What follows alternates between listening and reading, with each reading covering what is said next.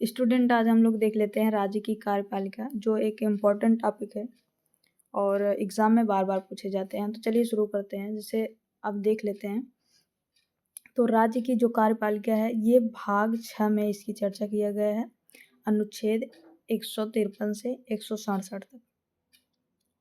अच्छा, राज्य की कार्यपालिका होती क्या है? तो राज्य स्तर की जो सरकार को राज्य सरकार कहा जाता है, इसी को राज्य की कार्यपालिका कहते हैं।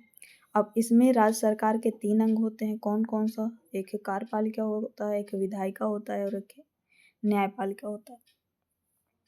अच्छा, राज्य की कार्यपालिका की जो शक्तियाँ होती है, वो राज्यपाल के हाथों में होती है और ये बस नाम मात्र या विधिवत प्रमुख होते हैं, मतलब कि औपचारिक। जैसे राष्ट्रपति केंद्र में राष्ट्रपति होते हैं, उसी तरह राज्य में आपका राज्यपाल होते हैं।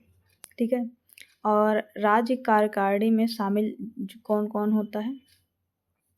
तो ये राज्यपाल होते हैं, मुख्यमंत्री होते हैं और मंत्रिपरिषद और महाधिवक्ता, ये सब राज्य की कार्यकारिणी में शामिल होते हैं। मतलब राज्य का जो काम होगा वो मुख्य रूप से यही सब करते हैं।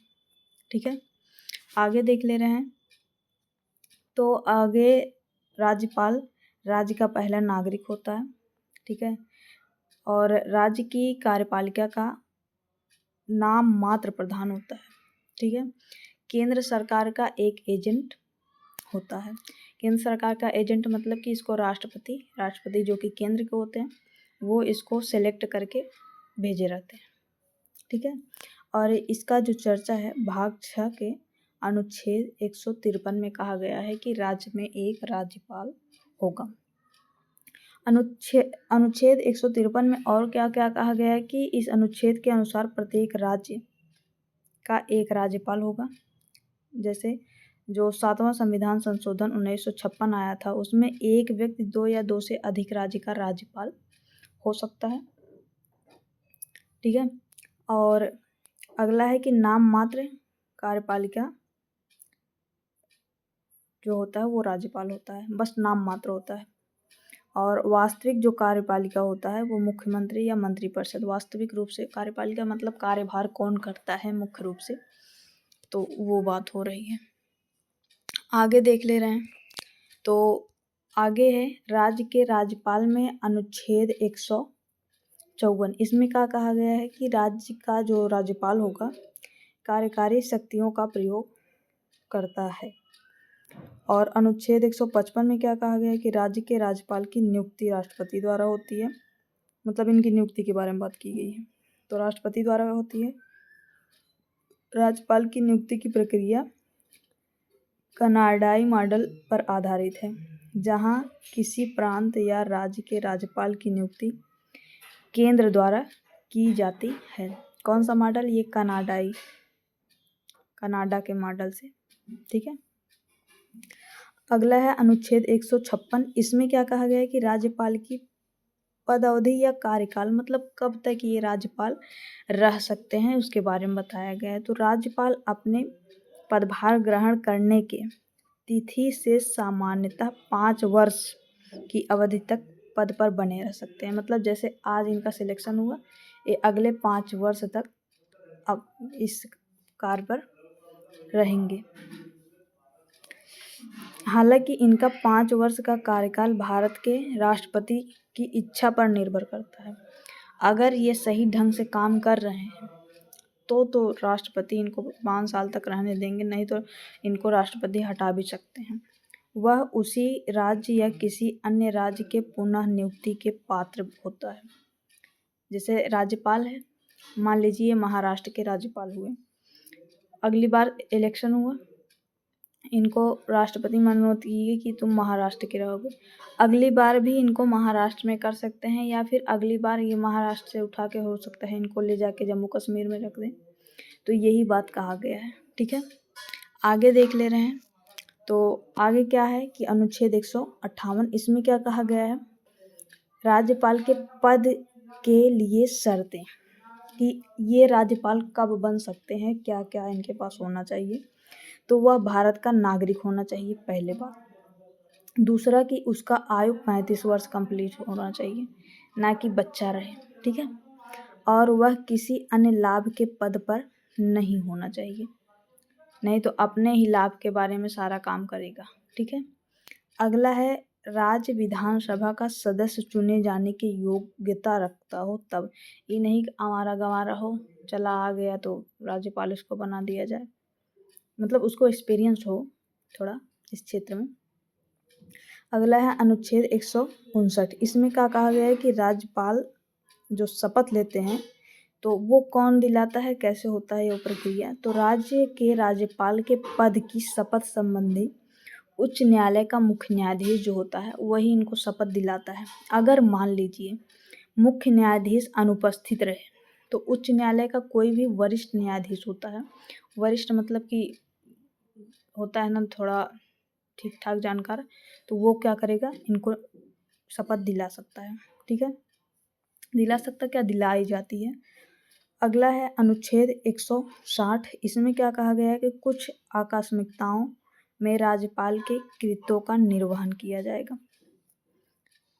आकस्मिकता मतलब कि जैसे लॉकडाउन नहीं हुआ था तो उस, या फिर राज्य में कोई मुख्यमंत्री अपने आप को बहुत सर्वश्रेष्ठ समझने लगे तो उस समय क्या होगा, राज्यपाल के हाथ में पूरी शक्तियाँ हो जाएंगी और इनके द्वारा कहे गए कार्य को किया जाएगा। ठीक है, अगला आता है अनुच्छेद 161। इसमें क्या कहा गया कि राज्यपाल के क्षमादान, दंड स्थगन आदि देने की शक्तियाँ हैं। ये याद रखना, अनुच्छेद 161 में राज्यपाल क्षमादान की शक्ति इनको है, और अनुच्छेद 72 में राष्ट्रपति को है क्षमादान की शक्ति। ठीक है, आगे देख ले रहे हैं। आगे क्या है कि राज्य के राज्यपाल को उपलब्ध प्रतिरक्षा, उन्मुक्तियां और विशेषाधिकार क्या क्या हैं। तो देखिए राज्यपाल को कई विशेषाधिकार और छूट प्राप्त हैं जो नीचे दिए गए हैं, तो उसको देख लेते हैं। वह अपने पद की शक्तियों तथा कर्तव्यों के पालन के लिए किसी न्यायालय के प्रति उत्तरदायी नहीं होता है। दूसरा क्या है कि अपने कार्यालय के दौरान उन्हें किसी भी आपराधिक कार्रवाई से छूट प्राप्त है, यहाँ तक कि उनके व्यक्तिगत कृत्यों के संबंध में भी। मान लीजिए वो कार्यालय के दौरान अपने कार्यकाल के दौरान कुछ गलती कर दिए मान लो, तो उस टाइम उनको कोई पनिशमेंट नहीं दिया जाएगा। लेकिन आगे देखा जा रहा है कि 2 महीने का नोटिस देने के बाद पद अवधि के दौरान उनके व्यक्तिगत कृत्यों के संबंध में उनके विरुद्ध सिविल कार्रवाई शुरू की जाएगी। इसका ये मतलब है कि जब ये अपने कार्य से जब हटेंगे तो इनको क्या होगा, इनको 2 महीने पहले नोटिस दिया जाएगा कि आपने वो जो गलती की थी ना उसके लिए अब आपके ऊपर सिविल कार्रवाई की जाएगी। सिविल मतलब होता है बस ऐसे नॉर्मल होता है, और फौजदारी होता है तो वो मारपीट में चला जाता है। तो इसलिए ये क्योंकि एक अच्छे पोस्ट पर रहे हैं एक, इसीलिए इनको क्या हो जाएगा, तो सिविल जो कार्रवाई किया जाएगा। पद पर रहते हुए उन्हें गिरफ्तार या जेल नहीं भेजा जा सकता है। क्यों, क्योंकि इनके पास क्षमादान की शक्ति है, अपना खुद को क्षमा कर लेंगे, इसीलिए पद पे रहते हुए इनके ऊपर कोई भी काम नहीं किया जाता है। आगे देख ले रहे हैं। तो राज्य के राज्यपाल की जो शक्तियाँ और कार्य कुछ इस प्रकार हैं। कार्यपालिका संबंधी जो कार्य हैं, पहला कार्य क्या है कि राज्य के समस्त कार्यपालिका संबंधी कार्य राज्यपाल के नाम से ही किया जाता है। जैसे केंद्र में उस पर केंद्र का कोई भी काम होता है तो कौन होता है, राष्ट्रपति अपना सिग्नेचर करता है। उसी तरह राज्य में जो होगा ना तो वो राज्यपाल की अनुमति से होगा। ठीक है, अगला है मुख्यमंत्री तथा मुख्यमंत्री की सलाह में मंत्रिपरिषद की नियुक्ति एवं शपथ यही करते हैं। दूसरा कि मुख्य सचिव महाधिवक्ता लोक सेवा आयोग के अध्यक्ष एवं सदस्य की नियुक्ति भी यही करते हैं। उच्च न्यायालय में न्यायाधीशों की नियुक्ति के संबंध में राष्ट्रपति को सलाह देते हैं, ये आर्टिकल 217 में कहा गया है। पांचवा कार्य क्या है कि राज्यपाल राज्य के विश्वविद्यालयों का कुलाधिपति होता है तथा उप कुलाधिपति की नियुक्ति करता है, मतलब कि चेयरमैन होता है, ठीक है ये। और उस पे चांसलर जो होते हैं उस पे क्या होते हैं यूनिवर्सिटी के, तो उनको नियुक्ति बस यही करता है, कौन, राज्यपाल। छठवां क्या कहा गया कि राज्य विधान परिषद की कुल सदस्य संख्या का 1/6 सदस्यों की नियुक्ति करता है, ठीक है। आगे देख ले रहे हैं जो विधायी संबंधी कार्य, ये तो कार्यपालिका संबंधी कार्य था, अब विधायी संबंधी जो कार्य हैं उसको देख ले रहे हैं। तो पहला कार्य क्या है कि राज्यपाल विधानमंडल का एक अभिन्न अंग है, अभिन्न अंग मतलब इसके जैसा और कोई नहीं है। दूसरा क्या है कि विधानमंडल के सत्राहन और सत्रावसान और विघटन और विधानसभा के अधिवेशन और संयुक्त अधिवेशन को संबोधित करता है। केंद्र में कौन करता था, तो राष्ट्रपति करते थे। अगला है कि राज्यपाल राज्य विधानसभा में एंग्लो इंडियन समुदाय से एक सदस्य को मनोनीत कर सकते हैं। एंग्लो इंडियन, ये अनुच्छेद 133 में कहा गया है कि ये मनोनीत कर सकते हैं। एंग्लो इंडियन वो होते हैं कि पहले जो हमारे देश में अंग्रेज लोग आए थे और वो क्या हुए थे, इंडियन महिलाओं से क्या हुए थे कि शादी कर लिए थे, तो उससे जो पैदा हुआ था बच्चा, तो वो एंग्लो इंडियन कहलाएगा। मतलब कि बाप अंग्रेज माँ इंडियन, तो एंग्लो इंडियन। तो उसको ना कहा गया है कि उसको मनोनीत, राज्यसभा में उसको जगह दिया गया है, तो ये मनोनीत कर सकते हैं। वह भारत के निर्वाचन आयोग के परामर्श में राज्य विधानमंडल के सदस्यों की योग्यता के प्रश्न पर निर्णय ले सकता है, ठीक है। आगे देख ले रहे हैं।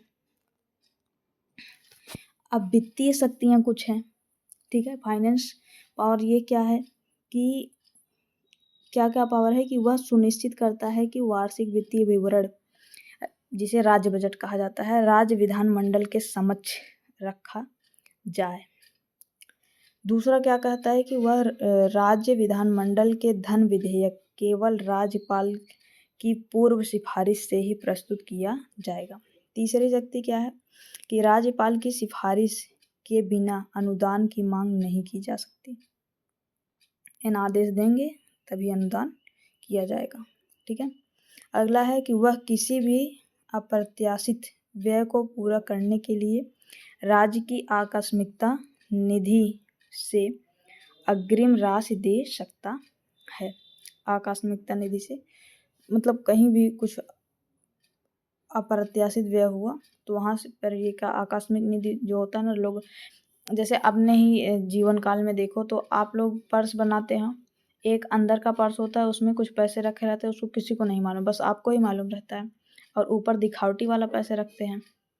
तो जो अंदर रखे रहते हैं बोलते हैं कभी बहुत ज़रूरत पड़ेगी तो इसको निकालेंगे, यही आकस्मिक निधि होती है। तो वही बात कह रहा है इसमें। अगला कह रहा है कि वह पंचायतों और नगर पालिकाओं की वित्तीय स्थिति की समीक्षा के लिए प्रत्येक 5 वर्ष के बाद राज्य वित्तीय आयोग का गठन करता है, ठीक है। अगला देख लेते हैं न्यायिक शक्ति। ये तो वित्तीय शक्ति थी। न्यायिक शक्ति में क्या क्या है कि वह किसी भी कानून के विरुद्ध किसी अपराध के लिए दोष ठहराए गए किसी भी व्यक्ति की सजा को क्षमा या विलंब या राहत और छूट दे सकता है, या निलंबित, माफ या लघुकृत, इन सब में ये सब काम कर सकता है जो किसी मामले से संबंधित हो और जिस पर राज्य की कार्यवाही शक्ति लागू होती है। मतलब कि ये इन सब में सजा हो तो उसको माफ़ कर सकते हैं, ठीक है। तो ये सब काम ये कर सकते हैं राष्ट्रपति। ये न्यायिक शक्तियाँ हैं ना। अगला क्या है कि संबंधित राज्य उच्च न्यायालय के न्यायाधीशों की नियुक्ति करते समय राष्ट्रपति उनसे परामर्श करते हैं कि बताओ वो सही काम हो रहा है कि नहीं, तो राष्ट्रपति इनसे परामर्श करते हैं उच्च न्यायालय के न्यायाधीशों की जब नियुक्ति होती है। तीसरा क्या है कि वह राज्य उच्च न्यायालय के परामर्श से जिला न्यायाधीशों की नियुक्ति या पदस्थापना या पदोन्नति करते हैं, जिला न्यायालय की भी, ठीक है। तीसरा कि वह राज्य उच्च न्यायालय और राज्य लोक सेवा आयोग जिसे यूपीएससी कहा जाता है के यूपीएससी नहीं कहा जाता, ये तो राज्य लोक सेवा आयोग है। ठीक है, इसमें कहा है कि आयोग के परामर्श से राज्य की न्यायिक सेवा मतलब जिला न्यायाधीशों की अलावा उसमें व्यक्तियों की नियुक्ति भी करता है। आगे देख ले रहे हैं, आगे क्या है कि जो विधेयकाधीन जो शक्ति होती है उन शक्ति के बारे में देख लेते हैं। तो विधेयक के अधीन कौन सी शक्ति होती है? तो विधानसभा में सरकार को बहुमत सिद्ध करने का आदेश देते हैं, ये एक शक्ति है। अगला है राष्ट्रपति हेतु विचार अर्थ विधेयक भेजना,